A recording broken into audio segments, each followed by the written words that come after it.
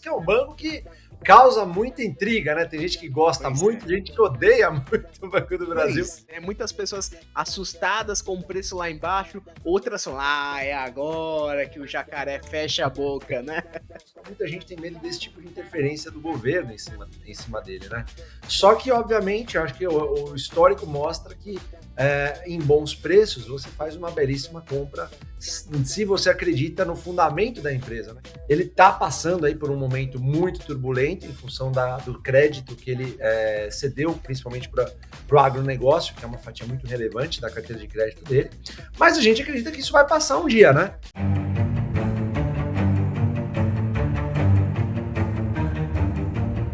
E hoje eu tenho uma presença ilustre que faz tempo até que eu não recebo ele aqui. E ele, que é o cara especialista em Banco do Brasil, não podia deixar de chamar, né?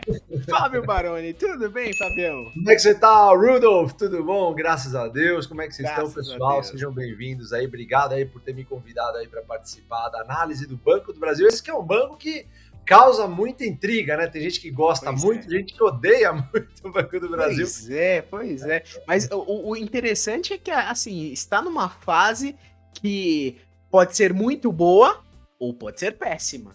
Exatamente. É isso que tá com um monte de caraminholas na cabeça das pessoas, né? Muitas pessoas assustadas com o preço lá embaixo, outras falam, é agora que o jacaré fecha a boca, né? Exatamente. Eu queria saber de você e vamos dar uma analisada, olhar aqui por dentro dele pra gente poder entender melhor, né, Fabião? Bora, vamos sim. De fato, assim, causa muita intriga, de fato, o Banco do Brasil, porque é um banco estatal, mas ao mesmo tempo, embora seja um banco estatal, também é um banco que tem entregado muito valor, gerado muito valor aos seus acionistas nos últimos 10 anos, 15 anos, 20 anos, né? Só que sempre paira aquela nebulosa em cima do banco, né? Muita gente fica com o pé atrás justamente por achar que o banco pode sofrer interferência do Estado, né, de alguma forma, porque o governo ainda tem, né? Eu sempre brinco que se alguém errar a mão lá, é capaz que o banco já deixa de ser estatal, né? Porque tem um pouquinho só metade mais um pouquinho que tem o governo lá sendo o controlador da empresa. Então, muita gente tem medo desse tipo de interferência do governo em cima dele, né? Só que, obviamente, eu acho que o histórico mostra que em bons preços você faz uma belíssima compra se você acredita no fundamento da empresa, né? Nós aqui do AGF acreditamos nos fundamentos do Banco do Brasil, e a gente acredita que ele está passando aí por um momento muito turbulento em função do crédito que ele cedeu, principalmente para o agronegócio, que é uma fatia muito relevante da carteira de crédito dele, mas a gente acredita que isso vai passar um dia, né? Então, obviamente, aquele negócio, né, Rudolf? Se tá tudo certo, tá tudo bem, o preço tá lá no alto, né? Então a gente gosta de comprar um passado, digamos assim, um passado interessante a um preço muito bom, né? A gente acredita que a empresa tende a se recuperar ao longo dos tempos. Agora, pode ser que caia mais, pode ser que caia muito mais do que caiu, mais 50%, mais 30%, ninguém sabe. Então o que fica é sempre aquela pergunta, vale a pena comprar ou não? Então por isso que a gente vai consultar o aplicativo da AGF para tentar elucidar um pouquinho mais essa questão, para que você que esteja nos assistindo aí faça o seu próprio julgamento. Será que faz sentido ou não ter o Banco do Brasil? Lembrando que, né, Rudolf, a gente fala aqui, faz sentido dentro de um contexto de uma carteira previdenciária de sucesso, né? A gente, obviamente, não coloca uma empresa na carteira e sai comprando pro resto da vida. Não é assim que funciona a estratégia que a gente prega aqui do jeito Barça de investir, né? Mas, obviamente, parece fazer sentido o caso do Banco do Brasil para compor uma carteira previdenciária de sucesso, que é uma carteira previdenciária basicamente que a gente carrega, quem sabe, para o resto da vida. Então, vamos começar, vamos embora, né, Rudolf? Vamos lá, vamos então direto para nossa tela. Muito bem, já estamos aqui dentro da nossa tela do AGF.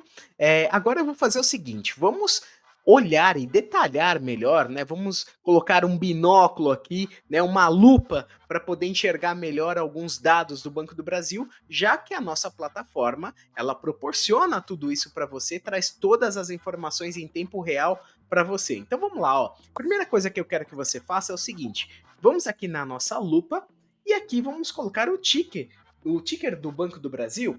Então BBAS3, ó, já aparece aqui para mim.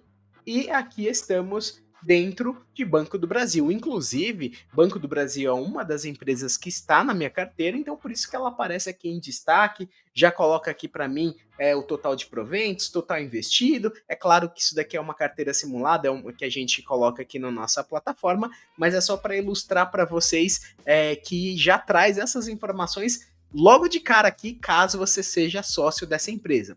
Muito bem, estamos aqui dentro do Banco do Brasil, então, Fabião, o que a gente pode analisar e já mostrar para o pessoal aqui para a gente poder fazer um comparativo e poder entender se é uma boa realmente a gente investir ou não, ficar com o pezinho meio que atrás, que talvez não seja um bom momento? Eu gosto a primeira, acho que a avaliação que a gente deve fazer, que eu gosto de fazer particularmente, é a previsibilidade na distribuição de pagamento de dividendos. Então, quando você olha aí, você vê que a empresa costuma, na verdade, anunciar em fevereiro, maio, agosto e novembro. Eu vou colocar aqui até na tela, depois você coloca aí, o Rudolf, para a galera que tá vendo aí. Sim. O próprio Banco do Brasil, no começo do ano, ele divulga um calendário de pagamento de dividendos, né?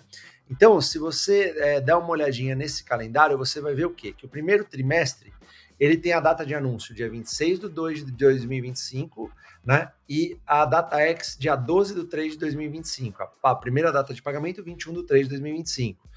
Ao segundo trimestre, você tem aqui 21/5 de 2025, já foi, né? Essas duas datas já passaram, né? Data X 3/6 e o pagamento 12/6. No terceiro trimestre, você tem dia 20/8, a data X 3/9 e o pagamento 12/9, ou seja, essa ainda vai acontecer, né? E no quarto trimestre, você tem 19/11, com a data X ficando 3/12 e a data de pagamento 12/12. Aí o que acontece? Entre essas datas, você também tem datas dos pagamentos complementares, tá? Então ele faz um complemento desses pagamentos, e como você está vendo aí na tela, que acontece no primeiro trimestre, a data de anúncio dia 12/5, data X 3/6, pagamento 12/6. No segundo trimestre, 3/8 de 2025, anúncio, data X 2/9, pagamento 11/9. Terceiro trimestre, 12/11, data X 2/12, pagamento 11/12, e no quarto e último trimestre, né, data de anúncio 12/2 de 2026, data X 24/2 e o pagamento 5/3 de 2026, ou seja, ele já mostra para você com previsibilidade quando você vai receber os dividendos propostos, que serão propostos, né, e juros sobre capital que serão propostos, aliás, pelo Banco do Brasil. Isso é muito bacana, ou seja, previsibilidade é uma coisa que o Banco do Brasil, acho que não só o Banco do Brasil, como vários outros bancos, acabam injetando na veia do acionista, aí, dos acionistas de longo prazo. Então, esse eu acho que é um primeiro ponto muito importante. Previsibilidade na recorrência de pagamento de dividendos. Como o banco é um setor que tem uma recorrência, uma previsibilidade um pouco maior, então ele consegue pagar de maneira mais constante, remunerar de maneira mais constante os acionistas. Então, essa é a primeira coisa que a gente pode ver. Se você descer um pouquinho mais agora, Rudson, uma coisa que aí nessa parte de proventos, a parte de históricos, é uma coisa que eu gosto de olhar muito bacana, que é o passado. O que aconteceu no passado com o Banco do Brasil, né? Então, se você for pegar o Banco do Brasil nos últimos 5 anos, então vamos pegar a partir desde 2020, mais ou menos, você tem aí um provento que ficou numa faixa muito estreita, abaixo do 6% que a gente fala, né, de 3,81%. Você está vendo aí, de 0,73 centavos. O preço também estava muito para baixo, abaixo do valor patrimonial, que é outra coisa que a gente vai ver, mas isso aconteceu por conta de algo que o Bacen, né, o Banco Central, acabou impondo aos bancos, foi na época da pandemia, ou seja, o Banco Central disse que os bancos não poderiam pagar mais do que, se eu não me engano, 30% de payout, alguma coisa assim. Então foi algo nesse sentido que fez com que o banco deixasse de ser uma boa pagadora de dividendos nesse exato momento. Depois, em 2021, acabou pagando quase 8%, 2022 quase 12% de dividendo, 2023 8% de dividendos, 2024 10% e 2025 até agora, o ano não acabou ainda, 5%, deve beirar os seus 10% de dividendo até o fim desse ano. Então provavelmente vai passar desses 6%. Aí você fala, Fábio, mas olha lá, os anos de 2016, 17, 18 ficaram muito abaixo. Pois é, ficaram muito abaixo mesmo. 2015 ficou até um pouquinho mais alto, ó, 14%. O Banco do Brasil ele é muito odiado e amado em função desses tempos também. Muita gente nunca gostou, aliás, grandes players do mercado nunca gostou do Banco do Brasil em função do que eu falei lá no começo, por ele ser de uma certa forma, uma estatal, né? Parece que não é administrado não como se fosse uma estatal, é um capital misto, na verdade, né? Mas entrega bons resultados desde então. O que eu gosto muito do banco tem a ver com a solidez. É um banco de mais de 200 anos, tem uma asset maravilhosa, acima de 1,5 tri de reais, né, sobre gestão. Então, eu acho que isso é uma fortaleza, fora a capilaridade do Banco do Brasil, né, que está em todos os estados aí da nação. Eu acho que isso é sensacional. Mas, enfim, se você for olhar histórico de pagamento de dividendos, você vai ver que também o banco acaba sendo uma fortaleza de certa forma, né? E agora, uma outra coisa que eu gosto de olhar, Hudson, se você for olhar um pouquinho mais para baixo, pode ir um pouquinho mais para baixo, você vai ver a parte de... tem a análise, só antes de ir mais para baixo, aqui nessa parte que você tá, Hudson, lembrar que tem a análise do Pedro Gaudi também aqui dentro do aplicativo, Verdade. né? Verdade, ele que tá sempre aqui com a gente, inclusive fez vídeos fantásticos aqui, gravou com a gente analisando todos os setores do Best, né, um a um a gente foi analisando com ele, e dentro desses setores a gente inclusive selecionou as melhores empresas desses setores. Então até inclusive se você ainda não viu um desses vídeos, está aqui para você poder clicar e poder assistir a hora que você quiser. São os 5 principais setores e as melhores empresas de cada setor que a gente fez uma análise junto com o Pedro Gaudi. Foi bem legal mesmo. Eu assisti esse vídeo, Hudson, eu gostei bastante. Enfim, se você estiver aqui na plataforma, você vai ver também a análise do Pedrão, que é nosso analista aqui na research do AGF, tá bom? Na casa de análise aqui. Agora, lá nos indicadores, Rudolf, você desceu um pouquinho mais, você vai ver algumas coisas bem bacanas. Primeiro que você tem preço teto médio e projetivo, né? O projetivo é baseado na estimativa de mercado, né? O que o banco vai retornar. Então, você pega um consenso de mercado justamente para que ele acabe ditando como é que funciona esse preço. E todos eles estão indicando um preço muito maior do que você vê em tela hoje, por volta dos 21, 22 reais aí, tá bom? Então, você tem uma diferença muito grande em relação do preço médio projetivo em relação ao preço de tela, tá? Você tem uma coisa que eu gosto de olhar bastante mesmo para bancos, né? É um indicador que a gente gosta muito de analisar em bancos, é o PVPA, preço sobre o valor patrimonial do Brasil. Então, tem até um negócio bacana, põe a setinha lá do lado do PVPA, Hudson, só para mostrar para a galera o que é. Aí, ó, tá aqui, tá. Se você não sabe o que é PVPA, tá aqui. É o múltiplo que mede a relação entre a cotação e o valor patrimonial por ação, tá bom? Se tiver acima de 1, significa que a cotação está acima do valor patrimonial. Se estiver abaixo, está abaixo do valor patrimonial. Mas aqui um ponto de atenção bem bacana, ó. PVPA abaixo não significa necessariamente que a ação esteja barata, assim como maior não significa que a ação esteja cara. Essa métrica a gente usa especificamente para bancos, tá bom? Então, que é um negócio mais resiliente, bem mais conservador. PVPA nesse setor aqui faz bastante sentido. Numa seguradora, por exemplo, não faz tanto. Uma seguradora não tem tantos, digamos assim, tantos prédios comerciais, não precisa de tantas coisas para ser operacionalizada como um banco, por exemplo, né? Que precisa de mais pessoas, precisa de mais capital, enfim. E hoje você vê o valor patrimonial do Banco do Brasil na casa dos R$32, ó, 31,50, 31,39, né? Por volta dos 31, 32 reais, ou seja, está abaixo do valor patrimonial o preço que está sendo cotado na tela. Por que está abaixo? Porque existe um sentimento de deterioração dos resultados do Banco do Brasil. Então, por que cai, né, Hudson? Por que a galera fica falando, poxa, mas por que está tão abaixo? Ou por que sobe muito? Geralmente, pessoal, não. Economia é perspectiva. Então, se a perspectiva é de piora, o mercado, que geralmente é muito sentimental e emocional, vai começar a vender as ações à torta direita, até encontrar meio que um fundo do poço, digamos assim, onde ela vai começar a sentar o preço e trabalhar naqueles indicadores. Acontece que no mercado de ações, obviamente, a gente fala de renda variável, né? Justamente porque os resultados podem variar e também podem variar para cima, né? A mesma coisa, uma coisa muito engraçada, Hudson, que eu falo para as pessoas é que a mesma coisa que impulsionou os resultados do Banco do Brasil para baixo foi o que catapultou os resultados para cima entre 2020 e 2024. Então isso é muito interessante, né? Ou seja, o Banco do Brasil era a melhor empresa da Bolsa de Valores, né? A galera se Sim. derretia para o Banco do Brasil quando pagava belíssimos dividendos e a cotação estava lá no alto. Só que hoje o negócio já não é o mesmo. Hoje todo mundo não gosta de Banco do Brasil, todo mundo fala, obviamente, eu estou generalizando, mas a gente Uhum. recebe muita gente chateada, né? Com o Banco do Brasil, porque demonstrou resultados não tão bons, né, em relação ao que vinha demonstrando. Então, obviamente, a estimativa do mercado acaba abaixando um pouco, né? Os ânimos acabam, digamos assim, arrefecendo um pouquinho e todo mundo acaba vendendo, fazendo com que você tenha uma oportunidade, caso você encare que o Banco do Brasil seja uma boa empresa. Na nossa visão, é uma boa empresa com bom preço, que paga um bom dividendo. Agora, a diferença entre o veneno e, digamos assim, a saúde é a dose, né? Então, você tem que ver o quanto que cabe no teu.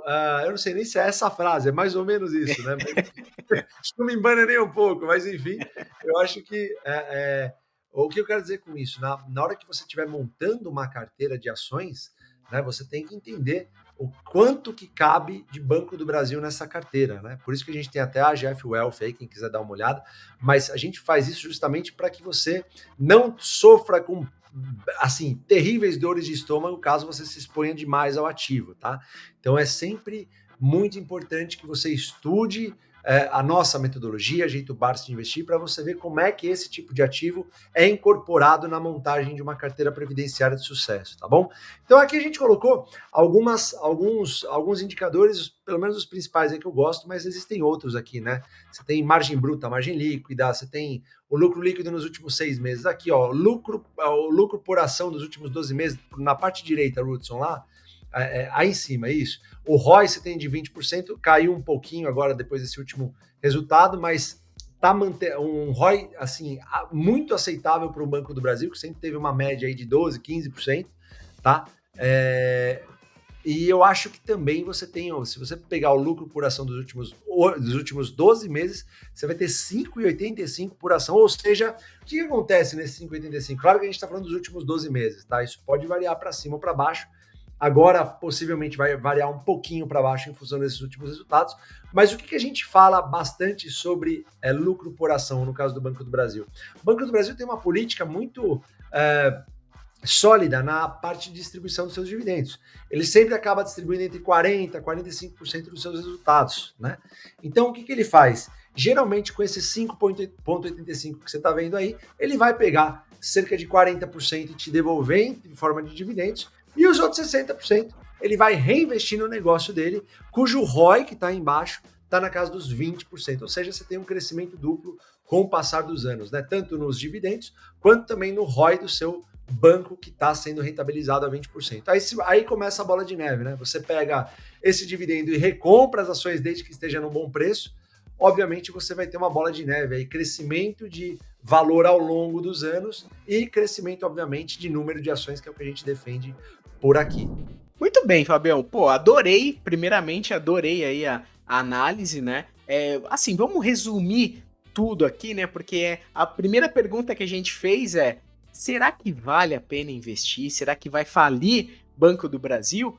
E pelo que eu entendi aqui, basicamente é o seguinte: o Banco do Brasil é uma empresa grande, tem muito nome no mercado, passou por seus altos e baixos, mas sempre foi muito estável, né? Uma empresa muito estável e que paga com muita frequência os dividendos, né? Então, eu vejo que não é uma oportunidade ruim, ao contrário, é uma oportunidade de compra, é isso, né?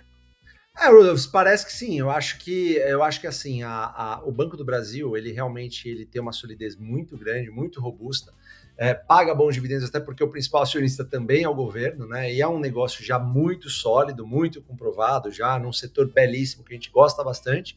A questão é assim, né? O que a gente viu aqui foi basicamente o passado. O futuro é incerto, obviamente, né? Então, o que a gente tenta avaliar quando a gente faz essa avaliação desses números, né? Te dá uma olhadinha lá atrás para tentar projetar o que vem pela frente. Ok, é incerto, mas historicamente falando, o banco também já passou por outros momentos muito difíceis, né? É muito difícil você concluir que uma empresa vai subir para sempre os resultados e não vai parar nunca, e vai estar tudo certo sempre, em todos os momentos. Eu acho que no final do dia, investir também tem um pouco de crença, tem um pouco daquele fator de acreditar que uma boa empresa vai continuar sendo uma boa empresa pela perpetuidade, né? Nós aqui no AGF acreditamos que é um dos casos, né? O Banco do Brasil é um dos casos que teve uma pequena deterioração nos seus resultados em função do crédito do agronegócio, né?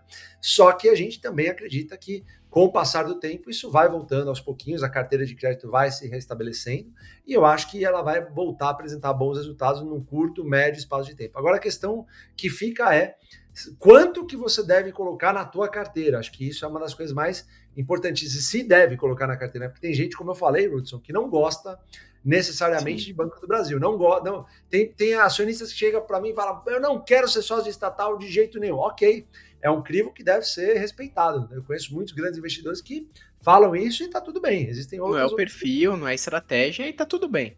Perfeito, tá tudo certo. Agora, se não é o seu caso, eu acho que sim, respondendo a sua pergunta, eu acredito que sim, seja uma boa opção para compor uma carteira previdenciária no longuíssimo prazo, né? No curto prazo, a gente sempre costuma dizer que não dá para saber o que vai acontecer. No curto prazo pode acontecer de tudo, uma alta gigante, uma baixa gigante, não dá para saber. No longo prazo, a gente crê que as boas empresas vão continuar prosperando, pagando bons dividendos e remunerando seus acionistas à altura, assim como sempre fizeram historicamente falando.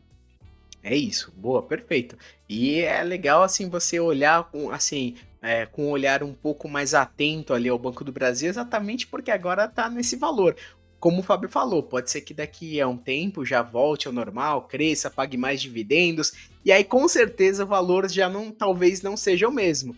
E aí pode ser que já volte para 25, 30, né, que foi o que a gente viu ali nos nossos dados, né? O valor médio ali de 29, então agora tá 20, 21. Será que talvez não é uma boa oportunidade? Talvez não, como o Fábio falou, né? Não você colocar tudo, então vou comprar tudo aqui de Banco do Brasil, mas talvez você trazer um pouquinho para dentro ali da sua carteira, segurar mais um pouco, ver, vai que baixa um pouco mais também, mas enfim, eu acho que é uma excelente oportunidade que tá aí, né? É uma das, né, Hudson? Tem bastante coisa no mercado de ações aí que se apresenta muito, assim, como uma, digamos assim, uma oportunidade, né, no mercado. Eu não gosto de falar do termo oportunidade, porque no final do dia, eu acho que assim, investir bem está muito além do que você pescar oportunidades, né? Eu acho que tem muito mais a ver com disciplina e consistência em aportes de boas empresas pagadoras de dividendos. Mas, assim, trocando em miúdos, eu acho que o investidor ele tem como montar uma carteira que seja baseada em oportunidades, como você está falando, né? Uhum. Mas que também sejam pagadoras de dividendos assim com uma constância muito boa, né? Em bons setores. Então, embora eu não goste do termo, eu entendo também que seja uma oportunidade, uma boa oportunidade para que você coloque na sua carteira, mas de novo, sempre com aquela mentalidade, né? Na minha visão, assim, a pergunta que você deve fazer é: eu entendo a metodologia que eu estou investindo, eu entendo o jeito Bares de investir, eu sei como funciona essa metodologia a longo prazo, eu sei como ela se desenha? Se a resposta for sim, eu acho que com certeza a Banco do Brasil, assim como outras empresas, cabem na carteira. Mas hoje a gente está falando desse banco aí que gera ódio e gera alegria, né? Por uma grande parte ódio, uma grande parte alegria, enfim, no final do dia o longo prazo vai dizer se a gente está certo ou está errado. A gente tem uma forte crença aqui na GF de que o Banco do Brasil vai continuar prosperando, apesar dos resultados ruins aí que eles tiveram nos últimos trimestres. É isso aí, boa, Fabião. Bom, e você também já aproveita e já comenta aqui também, se caso você tem Banco do Brasil ou está pensando em comprar, acha que é uma boa oportunidade ou não, para você, acho que não é o momento ainda não está confiante nisso. Comenta aqui, tá? Fabião, obrigado aí mais uma vez aí pela participação. Volte sempre, é sempre muito Manda bom bala, falar com Hudson. você aqui, viu? Digo mesmo, obrigado aí, Hudson. Obrigado a todos que assistem aí Por Dentro do AGF. Comenta aí, como o Hudson falou aí, comenta aí embaixo se você tem Banco do Brasil e se você gosta dessa ação para ter no longo prazo aí, quem sabe, pro resto da vida. Valeu, Hudson, obrigado. Valeu, obrigado, Fabião. E é isso aí. Se você gostou do vídeo, dá aquele like, compartilha com outras pessoas e nos vemos no próximo vídeo.